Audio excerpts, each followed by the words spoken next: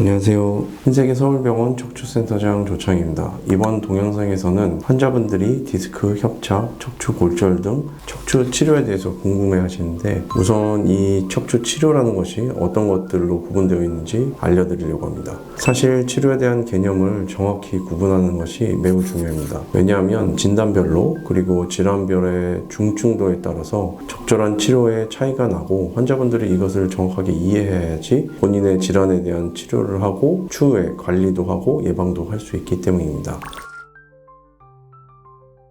척추 치료는 크게 세 가지로 구분이 됩니다. 첫 번째는 보존적 치료, 대증 치료입니다. 가장 기본이 되는 치료가 보존적 치료입니다. 아시다시피 우리 신체는 어느 정도의 스스로의 치유 능력을 가지고 있습니다. 간단하게 보면 외상에 의해 상처가 생기게 되면 초반에는 붓고 통증이 심하지만 신체의 자가 면역 반응에 의해서 초반에 심했던 염증과 통증도 시간이 지남에 따라 점차 줄어들고 상처도 자연스럽게 치유가 되면서 아물게 됩니다. 그런데 상처가 났을 때 우리는 염증과 통증을 줄이기 위해서 소염 진통제 등의 약물도 복용하고 상처를 소독하고 반창고를 붙이기도 합니다. 마찬가지로 감기가 났을 때를 보면 열이 나고 몸살이 나고 하는 것을 줄이기 위해서 해열 진통제를 복용하고 수분을 섭취하고 열이 심하면 줄이기 위해서 아이스팩 등을 사용하기도 합니다. 즉 심하지 않은 상처나 감기 모두에서 결국 시간이 지나면 신체의 자가 면역 반응에 의해서 자연 치유가 되기는 하지만 병이 있을 당시에 염증과 통증이 심하고 열도 나고 하기 때문에 이걸 줄이기 위해서 치료를 하게 됩니다.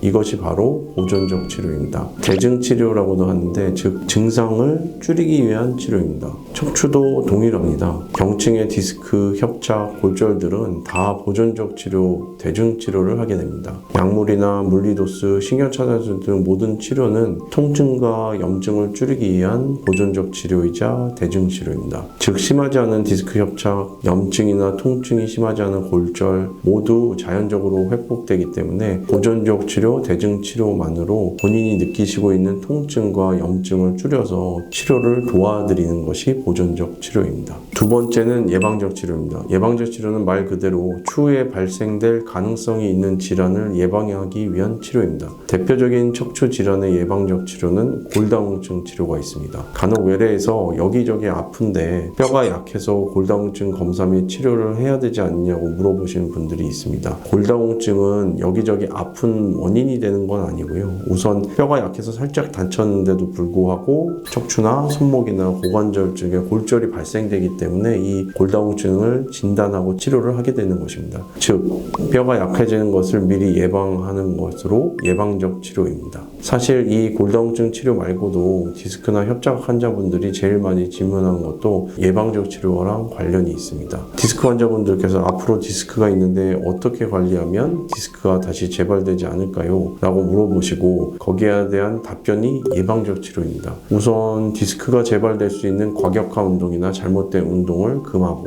허리의 코어 근육을 적절하게 운동으로 키우게 되면 허리 디스크의 재발을 줄일 수 있는데, 이것도 넓은 의미에서 예방적 치료가 되는 것이죠. 세 번째는 침습적 치료입니다. 사실 침습적이라는 표현이 좀 거칠은데 시수술을 생각해 보시면 되겠습니다. 침습적인 치료는 보존적 치료로 해결이 안 될 정도로 질환이 중할 경우 그냥 보존적 치료만을 하고 증상을 줄여도 환자에게 무언가 장애가 남을 것 같은 상황에서 척추 질환의 침습적인 치료인 시수술을 하게 됩니다. 외과에서도 마찬가지로 맹장염이 심하지 않을 때는 항생제 치료라든지 보존적 치료로 경과를 보지만, 심한 경우 염증이 심해지고 맹장이 터지고 복막염이 생기고 할 때는 매우 위험하기 때문에 이런 경우에는 맹장염에 대한 절제를 하는 맹장 수술을 하게 됩니다. 척추 질환도 이와 마찬가지입니다. 디스크, 즉 추간판 탈출증이 생겨도 심하지 않으면 앞서 말씀드린 보존적 치료들을 하게 되지만, 이런 보존적 치료를 하는데도 불구하고 일상생활도 안 되고 거동도 안 되고 하는 게 수주 이상을 지속될 경우에는 해결이 필요하게 됩니다. 이런 경우에 시수술을 고려하게 되는 것이죠. 또한 통증은 심하지 않더라도 마비가 있는 분들은 빠른 수술적 치료를 고려하게 됩니다. 마비라는 것은 디스크나 협착에서 신경이 심하게 눌리면 통증뿐만이 아니라 신경 기능이 떨어지면서 감각이 떨어지거나 다리에 힘이 빠지는 증상인데, 이를 놔두게 되면 추후 다리 힘이 영구적으로 빠지면서 보행장애가 남을 수 있어서 수술적 치료를 하게 됩니다. 목 디스크나 목의 협착증도 마찬가지로 신경이 눌렀을 때 빠르게 신경이 눌린 것을 수술로 해결해야 신경이 다시 기능이 회복되는 걸 도와줄 수 있고, 신경이 다 손상되어서 나중에 신경이 눌린 것을 해결해도 그때는 이미 신경이 재생될 수 없기 때문에 영구 장애로 남을 수 있는 확률을 줄여들이게 할 수 있기 때문입니다.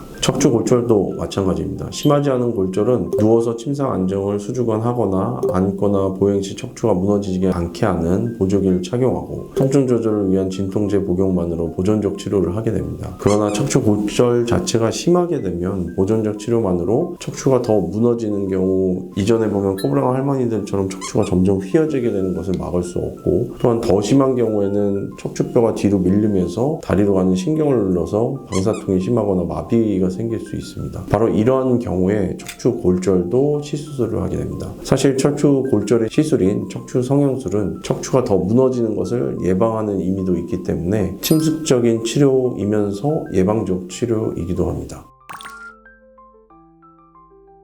자, 이렇게 척추질환의 치료 종류 3가지를 알아보았습니다. 결국 여기서 말씀드리고자 하는 것은 이것입니다. 첫 번째는 보존적 치료는 병의 증상을 줄이는 것이지 병 자체를 없애는 것은 아닙니다. 이게 무슨 얘기냐? 척추 디스크 질환, 협착, 골절 환자분들이 보존적 치료를 하고 나서 다 낫는 거 아니냐, 질환이 없어지는 거 아니냐, 이렇게 말씀하시는 적이 많은데 그런 것이 아닙니다. 한 번 생긴 디스크 협착 골절은 상처가 남듯이 퇴행성 병변으로 남아서 진행이 됩니다. 2번, 근본의 통증은 이 보존적 치료, 대증 치료로 잘 치료하고 통증이 없어지고 넘어가는 거지만, 디스크나 협착, 골절은 추후에 상처로 남아서 추후에도 증상을 또 반복적으로 일어나게 될 수 있습니다. 이것이 바로 퇴행성 질환의 특징인데요. 퇴행성 질환에 대해서는 다음 시간에 좀 더 자세히 설명드리겠습니다.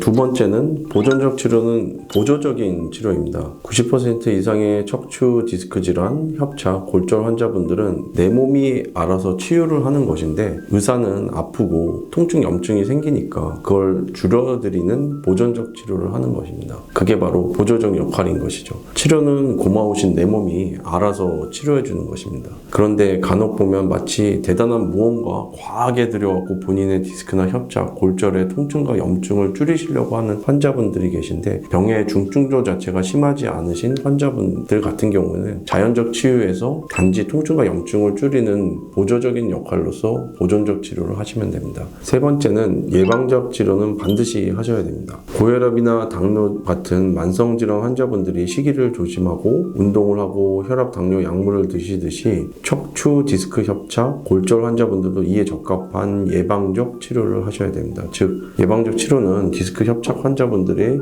재발이 되지 않게 하기 위한 생활습관 교정, 적절한 호흡 운동 등의 운동이 될 것이고, 척추 골절 환자분들은 넘어지지 않기 위한 경각심 갖는 것, 그리고 골다공증 치료 같은 것들이 예방적 치료가 되겠습니다. 네 번째는 침습적 치료인 시수술은 필요할 때는 반드시 하셔야 된다는 겁니다. 척추 디스크, 협착증 모두 무조건 수술을 안 하신다고 하시는 환자분들이 있는데, 그 마음은 이해가 가지만 안 해도 될 치료를 과도하게 하는 것도 안 좋은 선택이긴 한데, 꼭 해야 될 치료를 안 하시는 것이 더 안 좋은 선택이기도 합니다. 이상으로 척추 질환 치료의 종류에 대해서 설명을 마치도록 하겠습니다. 꼭 오늘 설명드린 치료의 개념을 이해하시고 적절한 치료를 받으시기 바랍니다.